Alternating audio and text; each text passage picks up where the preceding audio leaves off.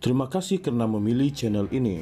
Sebelum kita mulakan video ini, sila pertimbangkan untuk menekan butang like, share, dan subscribe, dan aktifkan butang lonceng Anda agar Anda sentiasa mendapat info-info percuma pada setiap hari dari channel kami. Dan tinggalkan komen Anda karena komen Anda amatlah dihargai. Terima kasih. Bekas setiausaha politik kepada pengerusi PN Muhyiddin Yassin mendedahkan satu surat yang didakwanya membuktikan PN telah menawarkan jawatan timbalan Perdana Menteri TPM kepada BN semasa rundingan pembentukan Kerajaan Persekutuan selepas pilihan raya umum ke-15 PRU 15. Marzuki Mohamad yang berhikmat sebagai setiausaha politik Muhyiddin ketika dia menjawat jawatan Perdana Menteri ke-8 berkata, surat itu menafikan dakwaan bekas timbalan Presiden PKR, Rafizi Ramli yang mendakwa PN tidak membuat sebarang tawaran kepada BN dan meremehkan BN sepanjang rundingan selepas pilihan raya. Menurut Marzuki, dalam surat itu PN bukan sahaja menawarkan jawatan TPM, malah bersedia untuk memperuntukkan jawatan kabinet dan jawatan-jawatan kerajaan lain yang diperlukan. Saya menonton satu video podcast YB Rafizi Ramli yang mendakwa Perikatan Nasional tidak mengemukakan apa-apa tawaran kepada Barisan Nasional dalam rundingan pembentukan kerajaan selepas PRU 15. Malah beliau mendakwa Tan Sri Muhyiddin memandang rendah kepada UMNO. Sedangkan beliau yang menjadi orang penting dalam rundingan PHBN menyediakan dokumen tawaran yang amat menarik kepada BN. Kerana itulah BN memilih untuk bekerja sama dengan PH. Beliau berkata, beliau ada kaki dalam rundingan PNBN di Hotel St. Regis pada 23 November 2022. Saya tak tahulah betul atau tidak dia ada kaki. Saudara Rafizi, you are telling lies, kata Marzuki menerusi satu hantaran di Facebook semalam. Rundingan selepas PRU 15 berlaku selepas parlimen tergantung apabila PH muncul sebagai blok terbesar dengan 82 kerusi, masih kurang daripada 112 kerusi majoriti muda yang diperlukan. Muhyiddin ketika itu mendakwa dia memiliki sokongan 115 ahli parlimen, namun istana tidak menerima dakwaan tersebut selepas sesi menghadap yang di Pertuan Agong. Akhirnya, Sri Paduka mencadangkan pembentukan kerajaan perpaduan.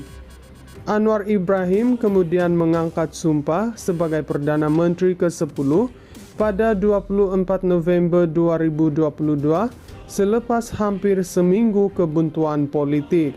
Dalam kerajaan perpaduan itu, Anwar mengetuai gabungan dengan BN sebagai rakan utama PH bersama GPS dari Sarawak, GRS dari Sabah dan Warisan. Bekas setiausaha politik kepada pengerusi PN Muhyiddin Yassin mendedahkan satu surat yang didakwanya membuktikan PN telah menawarkan jawatan timbalan Perdana Menteri TPM kepada BN semasa rundingan pembentukan Kerajaan Persekutuan selepas pilihan raya umum ke-15 PRU 15. Marzuki Mohamad yang berhikmat sebagai setiausaha politik Muhyiddin ketika dia menjawat jawatan Perdana Menteri ke-8 berkata, surat itu menafikan dakwaan bekas timbalan Presiden PKR, Rafizi Ramli yang mendakwa PN tidak membuat sebarang tawaran kepada BN dan meremehkan BN sepanjang rundingan selepas pilihan raya.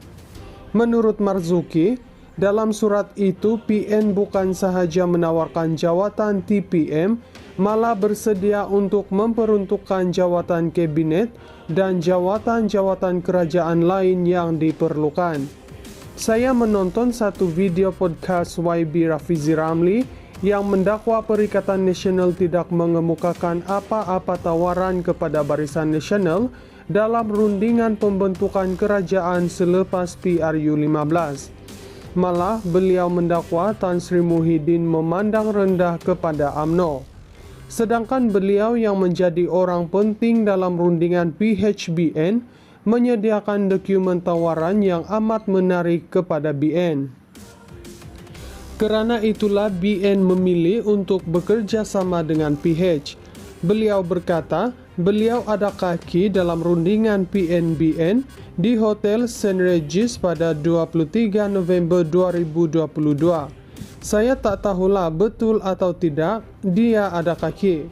Saudara Rafizi, you are telling lies, kata Marzuki menerusi satu hantaran di Facebook semalam. Rundingan selepas PRU15 berlaku selepas Parlimen tergantung apabila PH muncul sebagai blok terbesar dengan 82 kerusi, masih kurang daripada 112 kerusi majoriti muda yang diperlukan. Muhyiddin ketika itu mendakwa dia memiliki sokongan 115 ahli parlimen, namun istana tidak menerima dakwaan tersebut selepas sesi menghadap Yang di-Pertuan Agong. Akhirnya, Sri Paduka mencadangkan pembentukan kerajaan perpaduan. Anwar Ibrahim kemudian mengangkat sumpah sebagai Perdana Menteri ke-10 pada 24 November 2022 selepas hampir seminggu kebuntuan politik.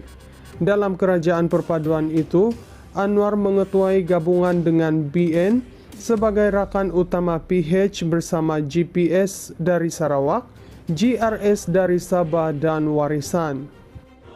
Bekas setiausaha politik kepada pengerusi PN Muhyiddin Yassin mendedahkan satu surat yang didakwanya membuktikan PN telah menawarkan jawatan Timbalan Perdana Menteri TPM kepada BN semasa rundingan pembentukan kerajaan persekutuan selepas pilihan raya umum ke-15 PRU15.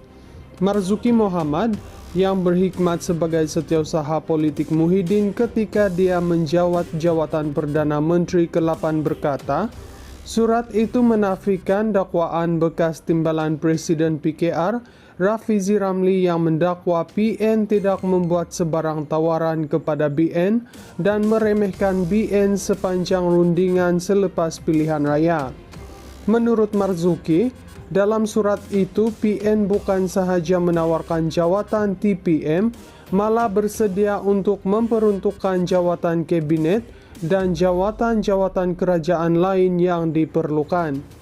Saya menonton satu video podcast YB Rafizi Ramli yang mendakwa Perikatan Nasional tidak mengemukakan apa-apa tawaran kepada Barisan Nasional dalam rundingan pembentukan kerajaan selepas PRU15. Malah beliau mendakwa Tan Sri Muhyiddin memandang rendah kepada UMNO. Sedangkan beliau yang menjadi orang penting dalam rundingan PHBN menyediakan dokumen tawaran yang amat menarik kepada BN.